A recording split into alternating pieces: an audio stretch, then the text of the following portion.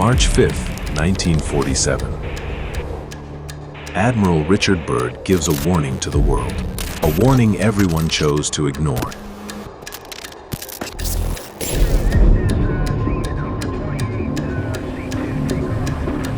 Operation Highjump, the largest military expedition to Antarctica in history. 4,700 men, 13 ships, an aircraft carrier. Officially, they were there to test equipment in the cold. But you don't bring a destroyer fleet to map penguins. You bring a fleet to fight a war. The question is, who was the enemy?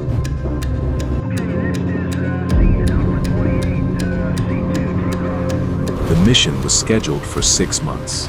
It ended in 6 weeks. They retreated.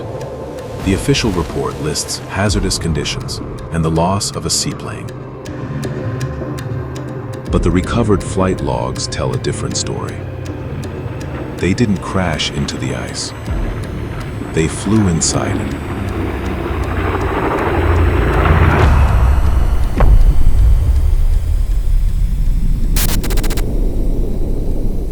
Welcome to the timeline where the Earth is not solid. Welcome to Project Kronos.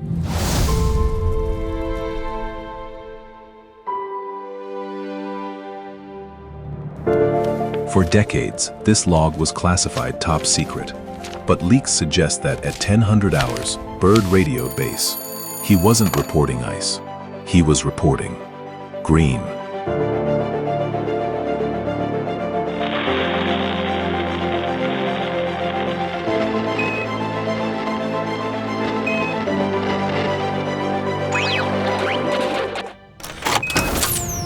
There is no ice. I see mountains. I see forests. Navigation instruments are spinning. The light here, it's different. The crew thought they were hallucinating, oxygen deprivation, but the cameras kept rolling. Down there, in the impossible valley, extinction never happened. They are closing in. Disc-shaped. They are hovering off my wings. They are fast. Wait, my controls. They have control of the plane. Then, the radio crackled. A voice spoke in English with a slight German accent. "Welcome to our domain, Admiral. We are landing you now." For the next 3 hours, Admiral Byrd was missing. What happened in that time changed the Cold War forever.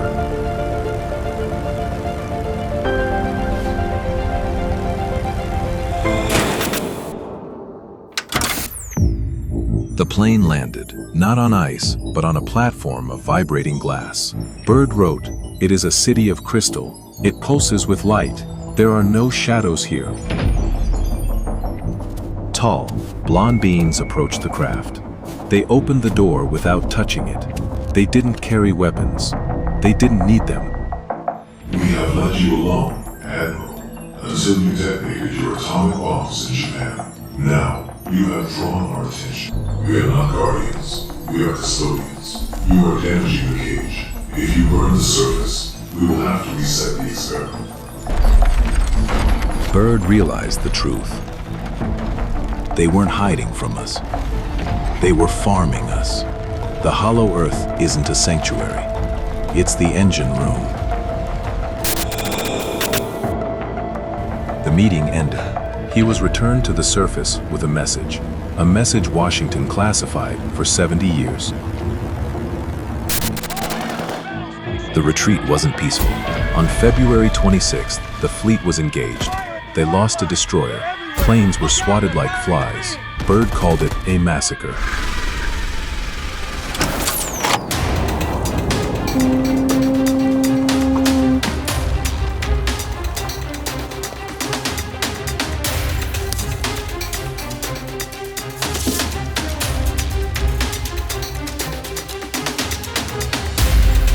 Byrd was hospitalized, silenced, and then the world changed.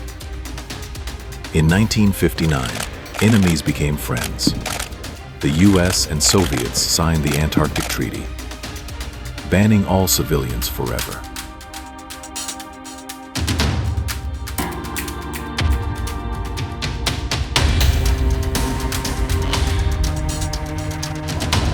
Why is it the only place on Earth you cannot go? Why do billionaires and politicians visit the South Pole right before global crises? They aren't looking at ice. Byrd's warning was real. The clock is ticking. The hollow Earth isn't empty. It's waiting for the signal to clean the surface.